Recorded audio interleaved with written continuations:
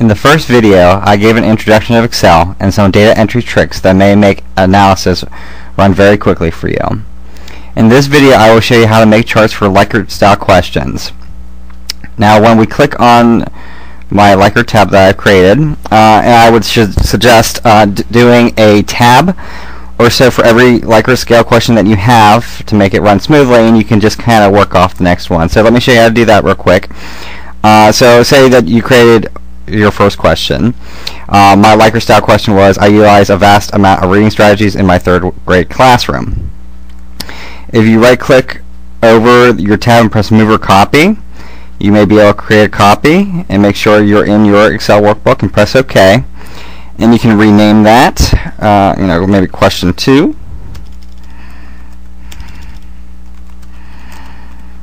So you can go ahead and go right in, change the name of your question.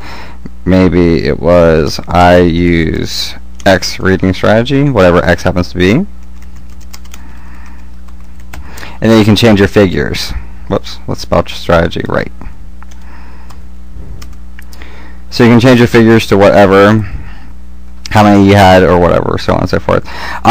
What is nice about that is you don't have to recreate some of the work of setting up your categories, but make sure if you're always duplicating these for your chapter 4 that you change the data. So double check, make sure you're doing things correctly.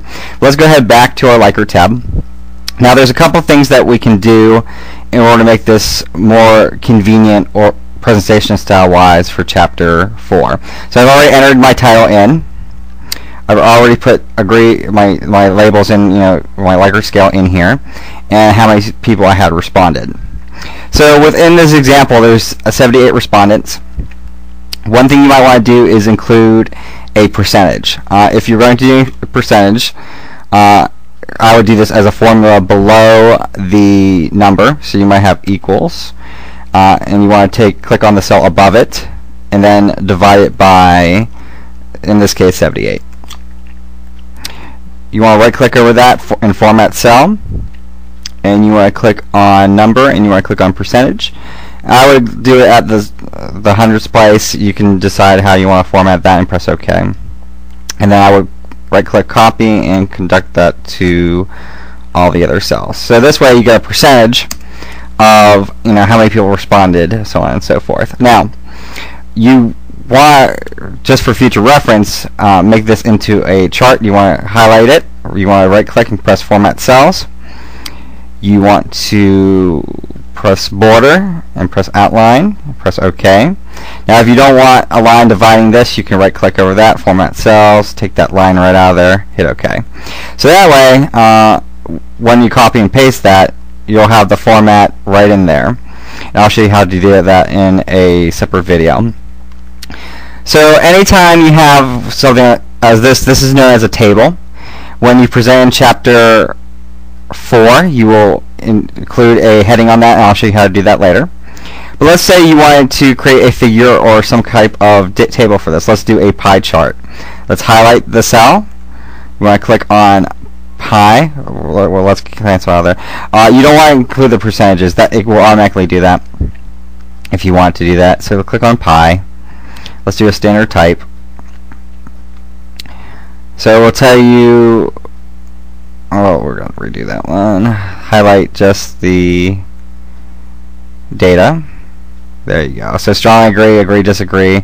So it's really how you select your information, as I just showed you, is vital to make sure your chart turns out correctly. So you want to click next. Your chart title, you can just type in the title.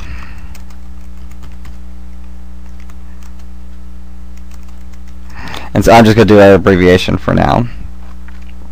So you utilize a vast. You want to click next and click finish. So anytime you're doing a chart such as this is known as a figure in your chapter 4. You do not have to do both. It depends on what you want to do in your presentation style. I would either pick one or the other. Either do tables, do figures, or do mainly tables with a few figures. If data really stands out as important, you want to hit it with a figure. A lot of the information that you present, you might just want to do a table. So let's quickly just do a bar chart real quick of this information. Bar charts are a little bit different. You want to click next on that. It looks the correct information. Click next. Or let's click back. One important thing you want to do, if you don't want to have this thing that says series, and you want the title there, click on the information where it says name. Click that and highlight the cell that you want. Click. So I just clicked on this cell, and then click back, and it will put it right there for you, which is kind of nice. You can do a lot of information if you click next. Play around with this if you want. So if you want to, the legend to be different, you can change the location of that depending on where you want it. Do all kind of information. You can go on data labels. You can put the value on there, so how many respondents, which is always very helpful. You want to click next and finish. So again, you can do any type of chart that you want very easily. You can resize things, which is also very nice. Split things apart. You can do a lot of different formatting with these. It's really, again, your preference, whatever you want to do. So we're going to go ahead and conclude this video. I'll show you in the next video how to take this information that I just ran and actually put that into the body of your paper in Microsoft Word. So with that, I will see you in the next video.